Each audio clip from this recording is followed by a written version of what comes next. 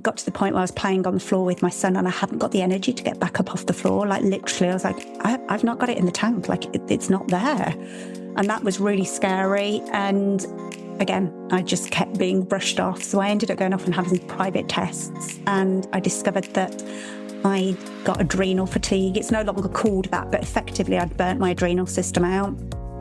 Sometimes there are very distinct chapters in our lives that when we look back, we can see where a door closes and another one opens.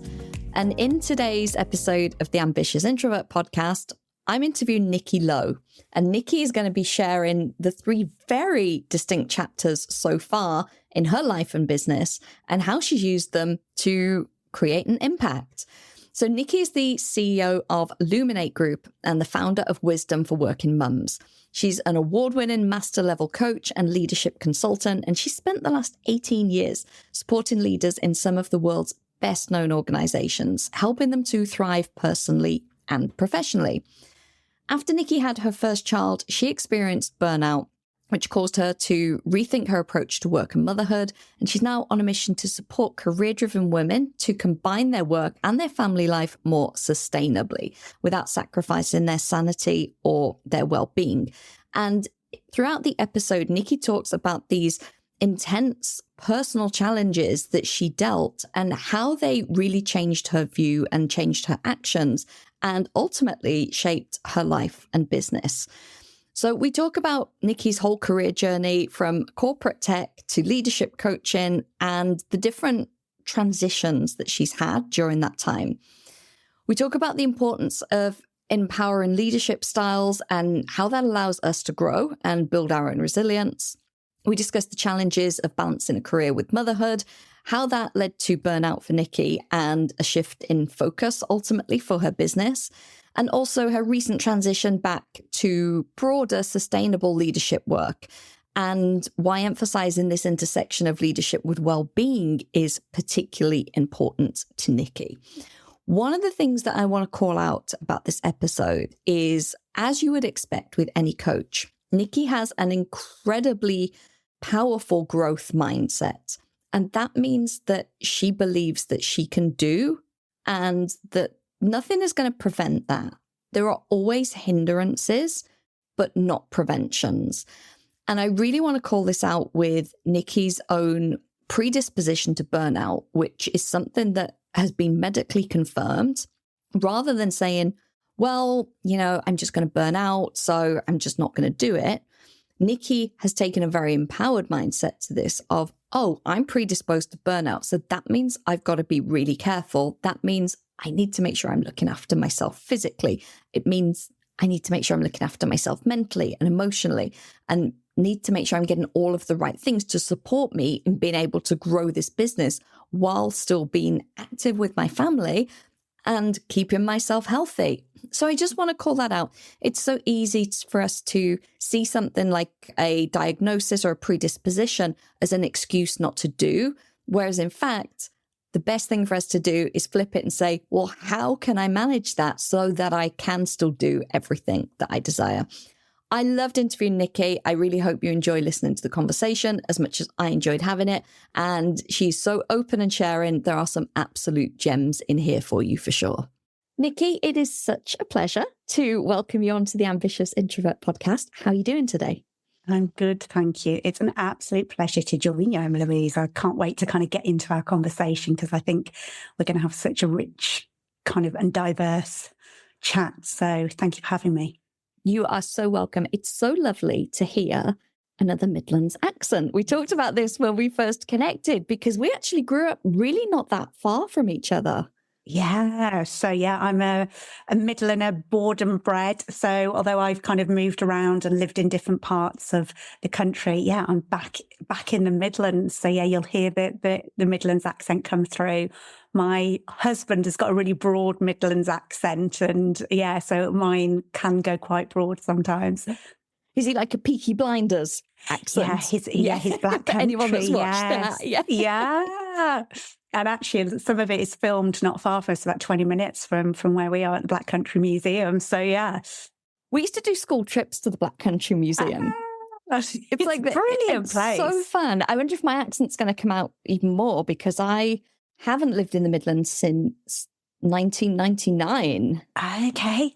And I don't go back very often. And obviously I've been down south, so I've got a bit of a generic southern twang, but I still think I sound like a Midlander. I see. I wouldn't have picked it up unless you'd said. So you'd obviously softened it over the years. Softened it a little bit. Yeah. But yeah, so it's lovely. It's like having a kindred spirit. So I'm very excited to share more about you and your journey because I think as coaches, we've always got interest in stories and reasons that we got into coaching. And I feel very much with your story, you've had these very kind of definite chapters in your life where you've closed one door and started something completely new. And you've done that a few times over, which is obviously really inspiring to people. But the wisdom that you've gained in the work that you've done in those chapters as well is so useful, I think, to executives and to entrepreneurs. So I'm excited to dive in. So let's start at the beginning.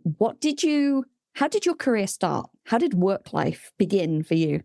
Oh, great question. I didn't really know what I wanted to do with my career. I knew that I was career oriented. So I loved studying. I loved school. I was quite academic. Knew that I wanted to go to university, but had no idea what I wanted to do career wise to be able to choose a degree. And I loved business studies. So I went off and did a 4-year business studies degree, and it did a year out in industry. And so in my kind of 3rd year at university, I went off and worked for a corporate company. And we had milk rounds, basically companies come into our university to say, kind of come and work for us. And this little known Silicon Valley tech company came, and I got taken on by them to work in London, working for this, as I say, Silicon Valley tech company that were just in a really high growth era. So it was started at Stanford University, very much like the Apple and kind of Microsoft. They were kind of started at the same time. And it was this really entrepreneurial maverick kind of tech company. And I had the most phenomenal year working for them in London, where I was thrown in at the deep end doing some phenomenal stuff. So, organising events over in Europe, taking clients out on sailing trips across to the Isle of Wight for lunch and back for like kind of customer relationship building. I just had this absolutely phenomenal year working for a great leader who really just trusted me and empowered me and stretched me beyond what I knew I was capable of. So it was this great kind of dipping my toe into the business world. But although it was a corporate, by that point, it was a large kind of tech company because it had massive growth. It was very entrepreneurial. So I got this great sense of working in a big environment. But actually, the company motto was to ask permission is to seek denial. So go and do it and then justify it afterwards. It was very entrepreneurial. And they invited me back after to become a graduate. And I was like, absolutely yes, because I'd loved my time there. But what I hadn't anticipated was they didn't really have a graduate scheme because they were such really a relatively young company. So one of our kind of, I suppose, our biggest competitors was somebody like an IBM who had got this amazing graduate program that was really kind of, you went and did rotations and had all the support. I literally was thrown in at the deep end. So I was effectively an account director. I was selling computer systems to high-end companies. So these computer systems were like £1 million plus. And it was a sink or swim. So I found myself working longer, harder, faster than most people, just to prove to myself that I could do it. It was a very male-dominated environment. I was one of the youngest people there as well, incredibly conscientious and very driven. So that was kind of my start into kind of organizational life. And what I found was myself in a leadership position fairly early on in my career. So in my mid-20s, I was promoted to a global account director. So I was managing people in different locations around the world. And I was an accidental leader. Those first couple of years, I had not got a clue what I was doing and probably wasn't a particularly good leader. And because of that, I became incredibly curious. What is leadership? Like, what is a leader? What does a great leader do? So I went off and read the books, listened to the audio tapes at that point in kind of life, and, was constantly looking out for role models and watching and absorbing. I was like this sponge of like, what is it great leaders do? And so I started to hone my leadership. And I think the pivotal moment for me was I went on a training course that was about managing cross-cultural virtual teams. So I was managing all these different cultures. I've got people in Germany and Sweden and Australia. But we were working virtually. And it was this amazing 2-day training course. But and that was 22 years ago I went on that training course, and I can remember it so vividly because they did this activity and I sat there and this kind of light bulb went off for me, because what they were doing was teaching us coaching skills. And I'd never heard of that up until that point in my career. And what I realized, there were two things.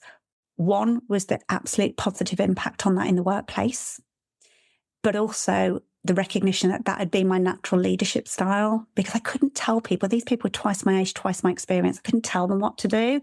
I was effectively using coaching as a leader. And so it kind of ignited something in me about wanting to build that more into my leadership style and see the kind of ripple impact of that. But it also planted the seed of, this is something I'm really quite good at, and what can I do with this? I found myself as a bit of a corporate prisoner, though, at that stage in my career, that I was on a massive salary, all of this kind of big bonus, company car, stocks and shares and all of that. And I'd started to build a lifestyle around it. We'd bought a farmhouse we were renovating, and it was like a money pit trying to kind of renovate it. And I kept thinking, I love this coaching stuff. And this kind of corporate life isn't quite working for me. It was really zapping my energy, from an energetic perspective. It was what I now know is I was burning out then. I didn't have the language for it back then, or even the awareness. And so I thought, I'm going to go out and hire an occupational psychologist. I want to understand what my strengths are from a kind of work perspective and how I apply those into work that really lights me up, feels really aligned, energetically. I can give my best, but I get refilled through it as well. And I hired this occupational psychologist, and it wasn't very good. Like, it didn't really give me any. You really built that up then. I was like, oh my God, they're going to say this amazing thing about how you should be a coach. Well, and that was I was really disheartened after that, because I'd pinned my hopes on, like, this is going to give me the answers. And I was like, oh God, where do I go from here? And I ended up going, I'm going to hire an exec coach. And I went out and hired this amazing lady that I'm still in contact with today. And we did work together, a girl called Laura, and she was phenomenal. In that 3-month coaching program, it literally was life-changing. I mean, we know the impact of coaching with our clients, but being on the receiving end of that and just the awareness it gave me about what my values were, how out of alignment I was with that, the impact that was having to me, on every level of my life, and what I needed to do and what I wanted to do. So from that coaching program, I was like, I absolutely want to be a coach. I absolutely want to retrain and set up my own business. And I gave myself a 2-year exit strategy. I was like, I need to retrain, get my business set up, and then I'll leave corporate life. And I remember Laura challenging me really hard, going, if it's what you want to do, why aren't you doing it now? And I gave her this whole list of, I can't afford to because we're renovating and all of this. And she challenged me hard. She was she was really supportive, but incredibly challenging as well. And I remember going, no, it's absolutely got to be this plan. Anyway, about a month after that coaching program ended, I booked a holiday to the Maldives with my partner, who's now my husband, because I was struggling to go, actually, I've got to find the energy to keep at this for 2 years, even though I know I'm no longer aligned with it. Never was, but now I knew it kind of consciously. It's kind of even worse when you know, when you've admitted it to yourself. Yeah, absolutely. So I thought, I'll have this amazing holiday that'll replenish me. And I was a week into that 2-week holiday and sitting in absolute paradise, the crystal blue waters, the pure white sands. And I got a call from my brother to say my mum had died really suddenly, really unexpectedly. And it was one of those kind of soul quaking moments, life quake, like an earthquake. Like everything, the way I describe it is that the world kept turning, but the axes of kind of the earth shifted massively in that moment. And it was 24 hours before I could get a flight home. So I was kind of in paradise going, I can't make sense of this. Like, I'm meant to be in the most beautiful place, having the most beautiful time. And I had one of those, like, what am I doing with my life moments? And I decided before we flew home, I was like, I'm handing my notice in. I cannot do this anymore. And that's what led me to, I took a year out, retrained as a coach. And for the last, it'll be 20 years this year that I left corporate life. And I launched my business a year afterwards. So it's 19 years ago, I launched my business doing exec coaching and then leadership development. I love it. And thank you for sharing all of that so authentically. One of the things you said there that really stuck out to me that I'm like, I have to come back to this, is that you worked for this amazing leader and you kind of got thrown in, but you had to figure things out yourself. So you had this entrepreneurial mindset, but while you were in an employed role, and you're like, oh, I was like, taking people to the Isle of Wight and doing this and that and the other things I never thought I'd be doing. I think that's so important in leadership because that person didn't micromanage you and they didn't put limits on you. And I was talking to someone about this. I was at an event last year and they're a big leadership advisor in the States. And they said that their stock phrase when people ask them questions is, I trust you to figure it out. Never. For that reason, because it is so empowering, because it feels hard and it feels, we're stretched outside our comfort zone maybe. And there's a story about, am I going to do this right? Am I going to get in trouble? Is something going to go wrong? But once you've done it, I wonder, would you have been as confident in the workplace if you hadn't had that experience? Probably not. And I didn't realize how pivotal that was. It's only like you join the dots looking backwards, don't you? That he was somebody that absolutely had my back, but was incredibly empowering. And it reminds me of, I don't know if you've come across Liz Wiseman's work where she talks about multipliers and accidental diminishers. She was vice president of HR for Oracle, the software company. And she, over her career, she started to notice this pattern of leaders that would, say, have a team of 10 people, but they would get the innovation, the creativity, the motivation, the productivity. And it was like they'd got a team of 15 people. Or she'd got leaders that had got a team of 10, but would get the motivation, productivity, creativity, innovation, output, whatever you want to call it. But it was like they only had 5 people. She was like, you can spot them. She could spot them. She could start to do this kind of pattern recognition. And she developed this concept of some managers are multipliers. They can multiply the potential of people. And some are accidental diminishers. Like nobody sets out to diminish people, but either micromanaging, trying to be the smartest person in the room, whatever it might be, they actually diminish their people along the way. And my boss was absolutely a multiplier.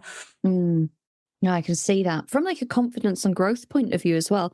Reminds me when I was an air traffic controller, when we trained new air traffic controllers, they are, literally controlling aeroplanes with hundreds of people on, and they're new to it. They've done the ground school, but this is a new experience. And as the trainer, they're on your license. You have like an override box, but it's your license that they're training on. So of course, the first few months, you're sat right on their shoulder and watching everything they do. As they gain experience and confidence, you sit back a little, obviously still paying a lot of attention.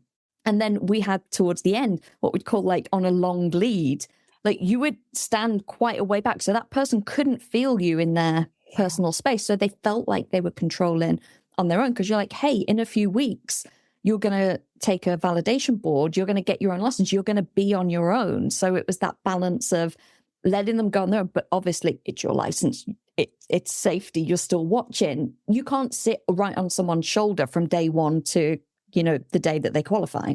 Yeah. And I think that level of empowerment really builds resilience because it builds your capacity for kind of risk awareness. So it's not that you're risk averse, but you're aware of the risks, but can lean into it enough to make those calculated kind of decisions. Yeah. And I think it absolutely built my resilience because there was stuff that I was thrown into that I was like, I've got no idea, or there's no way. And then I'm like, oh, and I did it. And it's just those little, the building of the self-esteem because it builds those building blocks of, you can do stuff and figure it out. You may not have all the answers, but you'll figure it out. I love that. Okay, let's talk about your chapter 2. Your chapter 2 is very interesting to me to share with my audience because I am not a parent. I've never been a parent. I have no desire to ever be a parent, but obviously many people listening are. and they're balancing either running a business or holding down a high-level job with a family. Obviously, as you went into your coaching, which eventually became Wisdom for Working Mums, you had this experience and you saw that this was a big issue in the workplace. Yeah, and it's interesting because, and I absolutely respect that that you don't want to have kids. I think I wrangled with it for a number of years. Yeah. And I was so career orientated, but I kind of thought that I would have children, but it was like, I don't know how I'm going to make that work and how it's going to fit in. And again, just trusted that I'd figure it out. So 10 years into running my business was at this real peak where I'd built up my credibility, my reputation. I was doing global leadership development programs. I built my brand up enough that I was like, actually, I think now's the time where I could have a bit of a career break to have a child. So thought I was in a really great position for it because I'd actually been doing a lot of leadership coaching for a couple of large supermarkets and their leadership teams were predominantly women. So I'd actually been supporting women in their careers who were going through that kind of career break, having a maternity leave, how to kind of offboard and onboard back and feel confident and navigate that transition. So I was like, I think I'm going to be able to do this. I'll be okay. And was then blindsided after I had my first child, who's coming up for 12, because I'd underestimated not the practical elements of it. Like I was like anticipating the sleepless nights, the dirty nappies, and all of that. I'd underestimated the psychological journey that I went on with that. And about a year after he was born, I ended up getting really ill. So physically really ill, and I couldn't work out what was going on. I kept going to the doctors going, something's not right. And they kept doing blood tests and all these tests. I'm like, no, you're absolutely fine. You're just a new mum. All new mums are tired. So I kind of then started to doubt myself. I thought, God, I'm clearly not as resilient as other women because if all new mums are this tired and I'm not coping with it, I'm doing something wrong. And this went on for quite a few months, and I kept going back to the doctor because I had this sense of, no, this is not tiredness. This is another level. This is a deep fatigue. And got to the point where I was playing on the floor with my son and I hadn't got the energy to get back up off the floor. Like literally, I was like, I've not got it in the tank. Like it's not there. And that was really scary. And again, I just kept being brushed off. So I ended up going off and having private tests. And I discovered that I got adrenal fatigue. It's no longer called that, but effectively I'd burnt my adrenal system out. Is it not called that anymore? No, it's called HPA axis deregulation because you can't isolate the adrenals. It's your hypothalamus, pituitary gland, and so it's a dysregulation. Yeah. So, but effectively, I'd burnt my adrenal system out because I was trying to use willpower just to power through and push on through. Yeah. And that had served me in my career. That's how I'd driven myself forward. But obviously with the sleep deprivation and all of this stuff that had gone alongside it, it was no longer sustainable. And it was about a 2-year recovery to get my health back to great health again. And so I got fiercely curious because this had blindsided me. I didn't see it coming. As a coach, I was like, I've got all the resources. I'm going to be fine. So I kind of went on this real kind of journey of, how did that happen? Because if I don't understand how it happened, how do I stop it happening again? Because I literally don't know what's happened here. And so to begin with, I started looking at what I would call the psychobiological aspects of my well-being. Like, was I not eating enough avocado? Was I not doing enough meditation? All of that stuff. And as somebody, I've got high self-efficacy. So I have this high personal power of if something goes wrong, I look at myself first. And that can be a great strength, but also means I'd self-blame a lot, like, oh, I did something wrong. So I went down that route first, but then kind of became more aware of what I would call the psychosocial aspects of well-being.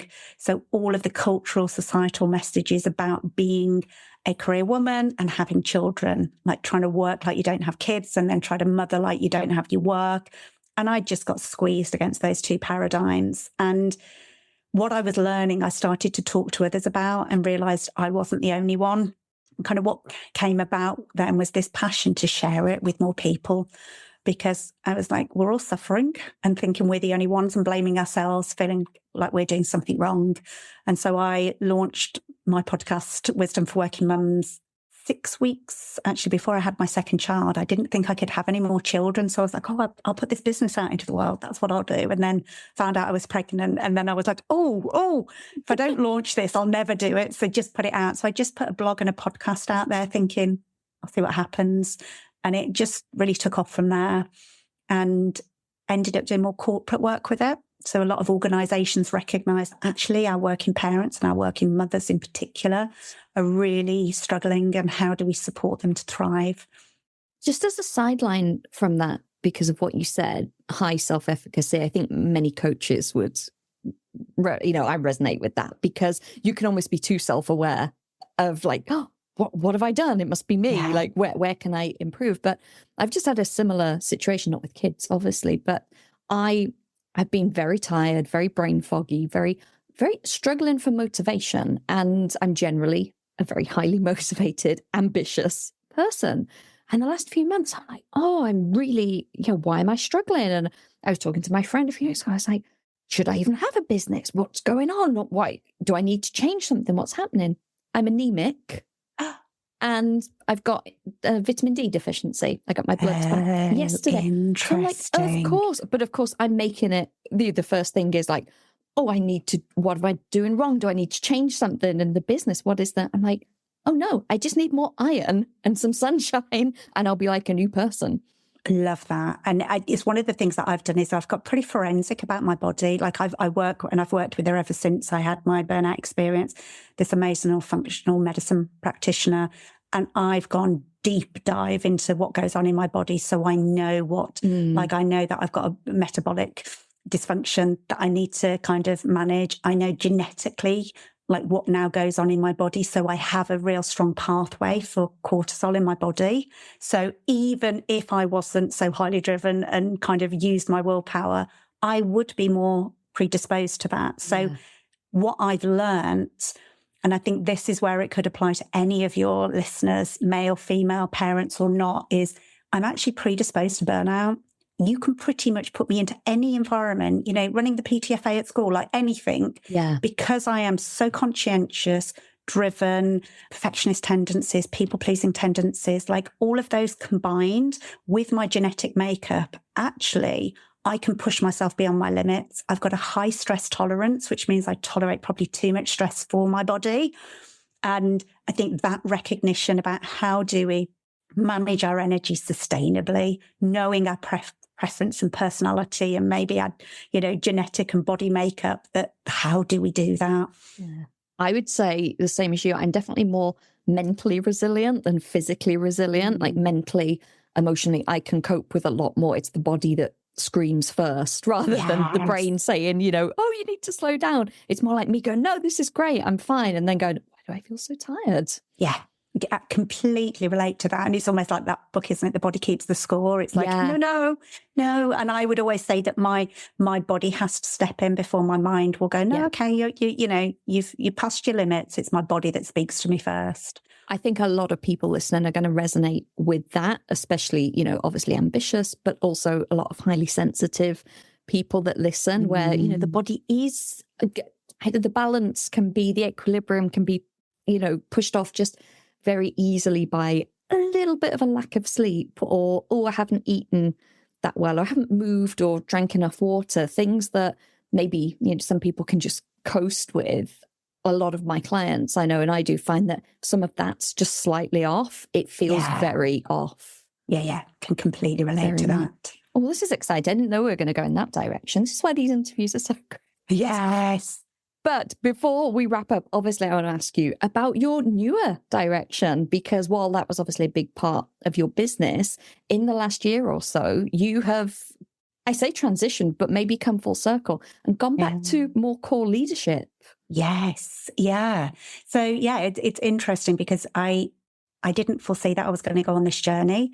And it's like the Steve Jobs thing. You can't join the dots looking forward. You can only join the dots looking backwards. So, my original business that I set up 19 years ago was called Luminate. I then kind of over the last 6 years have been focusing more on the wisdom for working mums. But what I was finding was I was working with a lot of women who are obviously mothers, But often it wasn't straight after having their children. It might be 2, 3 or further down the line that they were really feeling the pinch of, I thought this was going to get easier. I thought once my child went to nursery or when they went to school, and actually the challenges just evolved. So I started to get really interested in this, how the leadership pipeline and the parenting pipeline intersected.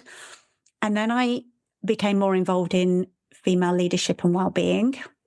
And so I found myself doing more and more work and having more of a passion for that as well, about the broader picture around this. Yeah. And so that's the work that I'm predominantly doing now, is now broader leadership around sustainable leadership. So how do we, whether we're male or female, show up and personally and professionally thrive? But that intersection, I think, for women in leadership is still, and hopefully in years to come, we won't be differentiating in that way, but there are still particularly psychosocial and the psychobiological aspects of that are unique.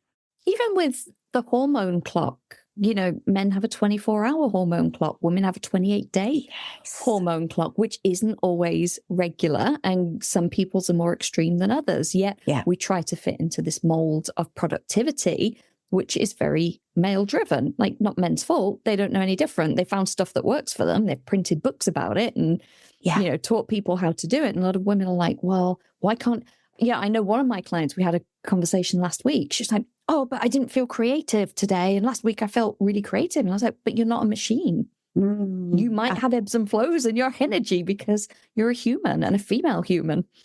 I was coaching a commercial director a few weeks ago, and we were having a very similar conversation about, she kept labeling herself, I'm just inconsistent. Like some days I want to do all these client calls and I'm on it. And then other days I don't want to speak to anybody. And I'm like, where are you in your cycle? And it was the first time she'd ever been asked that. And just that awareness of, at different points in my cycle, I'm going to be kind of feel better about doing certain things. It's not inconsistency. It's like, how do we tap into that? And interestingly, I've got a mostly female team, and we use Voxer as our communication. And we literally each week update where we are in our cycle so that we can see each other's kind of, are we in our winter, kind of summer, kind of spring phase? And it's really powerful because sometimes when we might be struggling with something, we might have less resilience. The other member's able to go, Have you seen where you are in your cycle? And you're like, oh, yes, of course. Yes. Didn't join the dots there. Yeah, we have rules with my clients that they don't make decisions while they luteal. And we have luteal thoughts as well. So when they send me a voice note about something that's like a crisis, I'm like, is this a crisis or is this a luteal thought? And quite often they're like, it is a luteal thought. And one of my clients, bless her, she's like, I feel like I want to do this in my business. I want to make this big change. I know I'm luteal, so I'm not making any decisions right now. And I'm like, well, that is perfect self-leadership. And that empowerment, like just that self-awareness and self-knowledge then is just transformational. Yeah, it's amazing. Nicky, this has been a great conversation. We could go on forever, but we are already over time. However, before I let you go, I'm going to drop all of your links in the show notes. I will drop the Body Keeps the Score link in there as well, because that's a great book if anyone hasn't read that. And I'm going to ask you, of course, what is one way, and I'm sure you have many, but what is one way that you'd share with my audience that you make sure you own your energy so that you can keep sustainably performing at your best? Yes, such a great question. And this, I think, is a lifelong journey for me with this. But it is having practices that drop me into my body. So drop me into my somatic awareness. Because I am so head orientated and use my willpower and drive, I can ignore my body and all that wisdom that tells me, okay, we need to replenish, or actually your gut's telling you something different here.